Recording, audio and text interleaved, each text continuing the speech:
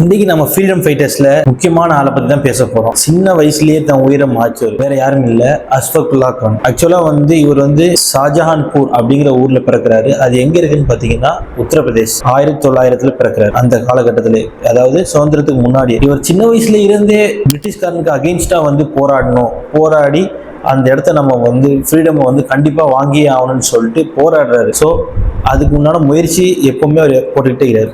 1925 ஒரு நல்ல அட்டெம்ப்ட் கிடைக்குது. அவங்க கக்கோரி ட்ரெயின் அப்படிங்கிற இடத்துல அந்த ட்ரெயின்ல மணி கொண்டு போறாங்க புதையல. ஸோ அதுல மேஜரான ஒரு கீ இவர் பிளே பண்றாரு. ஸோ அது மூலமா அரெஸ்டும் பண்றாரு. ஆனா அதுக்கப்புறம் அவங்கள கோர்ட்ல ஏத்துறாங்க. கோர்ட்ல ஏத்தி என்ன சொல்றாங்கன்னா, உனக்கு நான் கருணை மனு தருவேன், இது மூலமா நீ மன்னிப்பு கேட்டுட்டு இந்த இடத்துல இருந்து போலாம் அப்படின்னு சொல்லும் போது அதை அவர் மறுக்கிறாரு. லேட்டரா தான் என்ன செய்யறாரு, 1927 அவர் தூக்குல போடுறாங்க. எப்போன்னு பாத்தீங்கன்னா டிசம்பர் 19. அப்போ அவருடைய வயசு என்னன்னா 27 வயசு தான். இதுல என்னன்னா, அவர் இறக்கத்துக்கு முன்னாடி அது கடைசி ஆசைன்னு கேட்பாங்களே, அதுல அவர் என்ன சொல்றாருன்னு பாத்தீங்கன்னா, என் தாய் நாட்டுக்காக என் உயிரையே கொடுக்குறேன், எனக்கு அது சந்தோஷம் தான் அப்படின்னு சொல்லிட்டு பிரிட்டிஷ்க்கு அகெயின்ஸ்டா அப்பவுமே போராட்டத்தில் இருக்கிறார். இந்த மாதிரி ஒரு கரேஜை நம்ம கண்டிப்பா பார்க்க முடியாது.